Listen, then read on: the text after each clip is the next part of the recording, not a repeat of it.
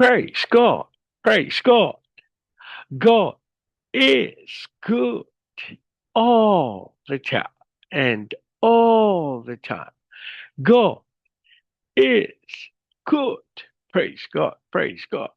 Isang mapagpalang araw po sa bawat isa. Sa pagkakataong ito, tayo po ay dudulog, lalapit sa ating Diyos na buhay ng may pananampalataya na kung saan may dalawa o tatlo na nagkatipot sa kanyang ngalan. Naroon siya sa kanilang kalagitnaan. Sa araw na ito, tayo po ay dudulog sa Panginoon sa ngalan ng bayan ng Tapas sa probinsya ng Capiz. Ito na po ang huling bayan na ating idudulog sa Panginoon para sa bayan ng Capiz. Ating hihilingin sa Panginoon na maitatag ang altar ng ating manunubos sa bayan ng Tapas.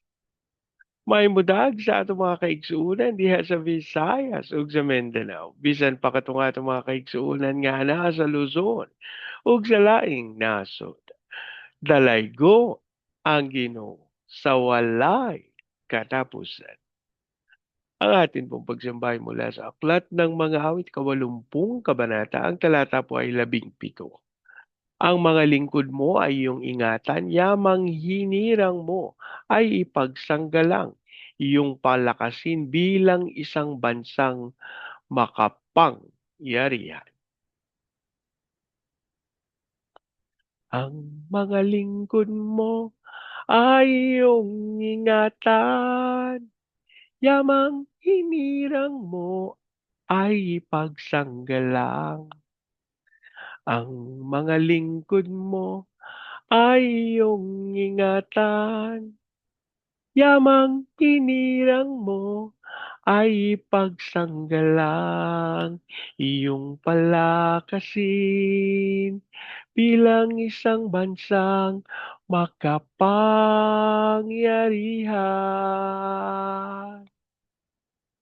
Iyong palakasin bilang isang bansang makapangyarihan. Maraming Diyos na makapangyarihan sa lahat. Kami po'y nagpapasalamat sa pagkakataon na minsan pang makadulog at makalapit sa iyong banal na harapan. Ama, kami po'y nagpapakumbaba, umingi ng tawad sa lahat naming pagkakasala, sa aming panalangin ng banal na dugo ng aming manunubosang siyang luminis at pumawi sa lahat naming karumihan. At sa oras na ito aming idinudulog sa iyo ang bayan ng Tapa sa probinsya ng Capiz. Ang aming panalangin ng lahat ng altar at lahat ng kasunduan na ginawa sa bayan ng Tapas ng hindi ayon sa pangalan ng aming manunubos ay mapawalang bisa sa pangalan ni Jesus. At ang aming hiling sa pangunguna ng iyong Santong Espiritu, maitatag ang altar ng aming Panginoong Heso Kristo sa bayan ng Tapas. Maraming salamat po ang aming pag-asa. Tinugon nyo at tinanggap namin ang aming panalangin sa pangalan ng aming Panginoong Yesus. Amen. Amen. Amen. Amen. Amen. Amen. Amen. Praise God. Praise God. Ang atin pong pagbubulay ay mula sa Aklat ng Genesis, 37 kabanata. Ang talata po ay 18 hanggang 20. Malayo pa inatanaw na siya ng mga ito. Nagkaisa silang patayin siya. Sinabi nila, ayan na ang mahilig managinip. Patayin natin siya at ihulog sa balon. At sabihin nating siya'y sinila ng mabangis na hayop. Tignan natin kung anong mangyari sa kanyang mga panaginip. Ang Diyos po ang magpala ng kanyang buhay at makapangyarihang salita. Sa bahagi pong ito ng banal na kasulatan, maliwanag yung pagnanais ng mga kapatid ni Jose na siya'y mawala sa kanilang landas. Alam niyo po, isang katotohanan na natural para sa mga tao na maghangad ng higit laban sa iba. Yun pong paghahangad ng mga bagay na tinataglay din ng iba, okey lang po yun 'no, na, may bago siyang cellphone, gusto ko rin ng bagong cellphone. Normal lang po iyon, ano po. Pero yung hangarin mo na kailangan mawala sa landas ko 'tong taong ito sa kahit na anong paraan. Alam niyo isa pong nakalulungkot na katotohanan na ang mga bagay na ito, tinataglay ng mga mananampalataya. Just recently, ano po, ang inyo pong lingkod, nakikipagniig sa Panginoon at binuksan ng Panginoon yung aking kaunawaan sa aking sariling mga kagustuhan at ako po ay labis na nabahala sa kadahilanang akala ko ibang tao yung pagnanais ng ibang tao yung aking tinitignan. Sa kadahilanang hindi ako makapaniwala na may mga nais ako na hindi maganda laban sa iba. Alam niyo po mga kapatid, isang katotohanan na kung kung tayo'y magbibigay ng panahon na mauupo tayo at sisiyasatin natin, ano ba ang mga ninais ko itong mga nakaraang araw, lalo na po malapit na pong matapos ang taong 2025. Baka kailangan nating gawin 'yan na maupo, mag-isip, ano po, at alamin ano ba ang hinangad ko noong nakaraan at katotohanan ba itong mga hinangad ko o katulad ng mga kapatid ni Jose, nagkaisa silang patayin siya. Alam niyo po, sa katotohanan 'no, nabatid ko ito. Samantalang totoo po na may pagsisisi sa aking puso, ako po ay nalulungkot sa kadahilanang ako'y naglilingkod sa Panginoon at naghahangad ng mga kakatuwang mga bagay. Mga kapatid, hindi ko po hindi ko po sinasabi ito para gawing nakakatakot, ano po, o gawing isipin na, kailangan maano 'to, kailangan sumikat. Naku, wala po akong ganyang kaisipan, kung hindi yung kaisipan po na tinataglay ko ay maipahayag ang katotohanan na ang sinabi ng salita ng Diyos ay may katotohanan.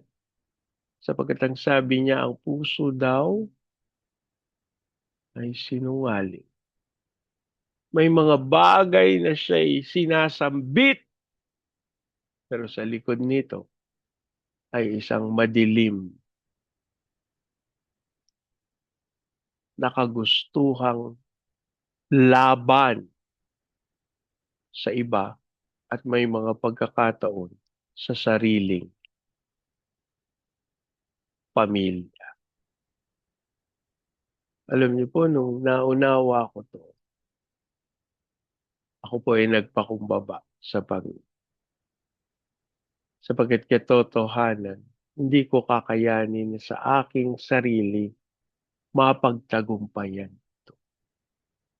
Ay hindi po patungkol sa akin ang programang ito, gayunman yung aking karanasan, sumalamin dun sa katotohanang hindi katuwa yung hiniling, yung ninais nung mga kapatid ni Jose na nagkaisa silang patayin siya. O sinasabi mo ba, Bernie, na may mga gusto rin na patayin kami o may mga gusto rin na magtagumpay laban sa amin? Hindi po yan ang nais kong iparating. Kundi yung katotohanan na ang ating kaligtasan nasa kamay ng Panginoon. Ako po, may mga hinangad ako na labag sa kalooban ng Panginoon. Pero hindi ko naman talaga naisagawa. Ito'y pagnanais pa lang, ano po.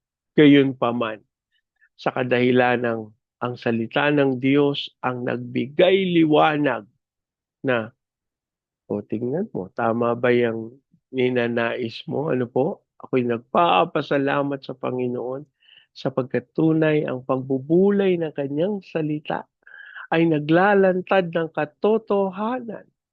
Iwinawaksi nito ang kasinungalingan. Yung mga kaisipan po natin, siguro ganito, siguro ganyan. Pero the Lord unmasked all these evil things. Na alam nyo, ako po, sabi ko nga sa Panginoon, Lord, naglilingkod ako sa iyo, pero puno ang puso ko ng mga ganitong bagay. Sabi ng Panginoon, yan ang nais ko na iyong mabati. Mga kapatid, samantalang malapit na po ang Kapaskuhan at alam kong excited tayo. Alam niyo po, yung excitement that we have is not with the idea of receiving gifts. Ako po, at my age, my excitement is with the idea that I'll be giving to people I love. Ano po? At ako'y nagpapasalamat sa Panginoon sa kadahilan ng sa itong pagpapala, hindi lang para doon sa mga makakatanggap, kundi maging para sa akin na nagbibigay. Sapagkat ang Diyos ang nagkakaloob ng puso na when I give, binabalik po ng Panginoon yung aking kaisipan doon sa katotohanan ang unang nagbigay ay ang ating Diyos na buhay. Kanyang ipinagkaloob ang kanyang anak na kung sino mang sumampalataya ay hindi na mapahamak kundi magkaroon ng buhay na walang hanggan. At doon po ako nagbabalik sa katotohanan ng Panginoon, pinayagan mo ako na salaminin na maging kahalintulad mo, gayong ako ay hindi karapat-dapat. Mga kapatid, samantalang may mga bagay tayong iniisip, inaangkin na mabuti, alam niyo po, ako'y naniniwala, ang pinakadakila ay ang ating salaminin ang ating Diyos na ating sinasamba. Katulad po ng sinasabi ng salita ng Diyos, nagiging katulad nila yung Diyos sa kanilang pinaglilingkuran. Manalangin po. Ama naming Diyos na makapangyarihan sa lahat, kami po'y nagpapasalamat sa iyong pagkakaloob ng iyong katotohanan sa pamamagitan ng iyong salita. Maraming salamat sapagkat iyo pong binuksan, inalis ang tabing sa aming mga mata patungkol sa katotohanan ng mga pagnanais na nasa aming puso laban sa aming mga kapatid. Ang aming panalangin, Panginoon, kami po'y patawarin mo at hayaan mong ang mga pagnanais na ito na hindi ayon sa katotohanan ay mapawalang bis sa pangalan ni Jesus. Lord, maging yung mga nakaraan pa, maging yung mga nakalipas na panahon, taon, pagkakataon, ikaw po ang maglinis sa pamamagitan ng iyong banal na dugo. At ang aming panalangin katulad po ng iyong ginawang pagkakaloob sa iyong mundo. Panginoon, ay mo na maipagkaloob namin ang iyong hinihiling, ang iyong itinakda para sa amin. At sa pangalan ni Jesus, tulad mo, kami po ay may kapayapaan na susundin at gagawin ang nais ng aming hiling, Ama, sa aming pagganap ng iyong kalooban. Kami magkaroon ng kapayapaan at ng pagnanais maging kaliwanagan para sa iba. Lord, namin ding idinudulog sa iyo ang bayan ng Tapas sa probinsya ng Capiz, ang aming panalangin. Ang katawan ng aming Panginoong Hesukristo sa bayan ng Tapas ay patuloy na mailagay sa ilalim ng iyong kapangyarihan, mapawi ang lahat ng kasinungalingan at ang tunay na magtagumpay, ang pagpapakumbaba, ang pagmamahalan, at ang pag-uugat ng altar ng aming manunubos sa bayan ng Tapas. And Lord, we declare the fire of revival sa Tapas sa pangalan ni Jesus. Hayaan mong dumalo ito sa Baguio City, Cagayan de Oro, Legazpi, Lipa, Manila, Pampanga, Pateros. Kilusan mo po mga bayang ito ng walang katulad. Hayaan mong dumalo ang iyong pag-unlad at maranasan ito sa buong Luzon, Visayas at Mindanao. Ipahintulot mo, Panginoon, na ang tagumpay na nagmumula sa iyo ay patuloy na dumaloy sa aming pinakamamahal na bayan para matupad namin yung tawag mo to be the launching pad of the gospel, to be a missionary sending country, and to be the America of Asia in the height of its glory. Dasal din po namin, Panginoon, yung mga mission agencies, katulad po ng Main Lifeline, Asian Center for Missions, Elijah House Philippines, Church Renewal, Asia Pacific Institute for International Studies. Ikaw po ang magkaloob ng lahat ng pangangailangan ng mga ministeryong ito upang magtagumpay sila sa pagganap ng dakilang kalooban. As we also pray sa mga misyonero na sa iba't ibang panig ng daigdig, ikaw po ang kumalinga sa kanila at ang tunay na naisin nila ang paglakad sa katotohanan. As we also pray among Diyos sa aming mga tagapanguna, sa aming President Marcos, Vice President Duterte, sa Senado, Kongreso, Judiciary, Military, Police, Local Government, we declare the fear of the Lord na maghari sa aming gobyerno at ang lahat ng kasinungalingan ng kaaway malantad sa kaliwanagan at tunay na mapangyari ang iyong dakilang kaloob. As we also pray sa aming mga OFWs na tinawag mo bilang overseas Filipino witnesses. Gawin mo po silang mga saksi sa mga bansang iyong pinagdalhan sa kanila. Panginoon, idinudulog din namin sa iyo ang mga bansa ng Vietnam, Cambodia, Myanmar, Laos, Thailand, Malaysia, Singapore, Indonesia, Brunei. Dasal namin ang pagkilos mo ng may kapangyarihan. Ang apoy ng revival ay atid sa mga bayang ito as we declare the fullness of your blessings. Gayun din po sa Hong Kong, Macau, Taiwan. Kilusan mo, Panginoon, ang mga bayang ito upang masunod nila ang dakilang kalooban mo. As we also pray for Japan, China, South Korea, North Korea, Brazil, Russia. Lord, we just speak the fire of revival maging sa Amerika. And Lord, we speak and declare peace over Israel.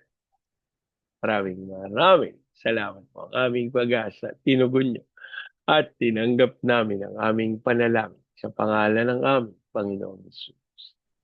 Amen. Amen. Amen. Amen. Amen. Amen. Amen. Amen. Lagi po nating tatandaan sa anumang pagsubok, problema, kahirapan, sakit, karamdam. Tayo dudulog lalapit at tawa sa Panginoon dahil sa Diyos walang imposible. Sa pagkakataong ito, yan niyo pong salitain ko ang basbas ng Panginoon sa inyo at sa inyong sambayan. I declare the everlasting love of the Father. I declare the unending blessings of the Son. I declare the sweet, sweet, sweet fellowship of the Holy Spirit now and forever. I declare this new house and lot with parking, with a new vehicle, and with a flourishing business. In Jesus' name. Amen. Amen. Amen. Amen. Amen. Amen. Amen. Amen. Amen. Praise God. Praise God. Hanggang sa susunod po. Sama-sama natin ideklara Pilipinas. God bless you. Big time.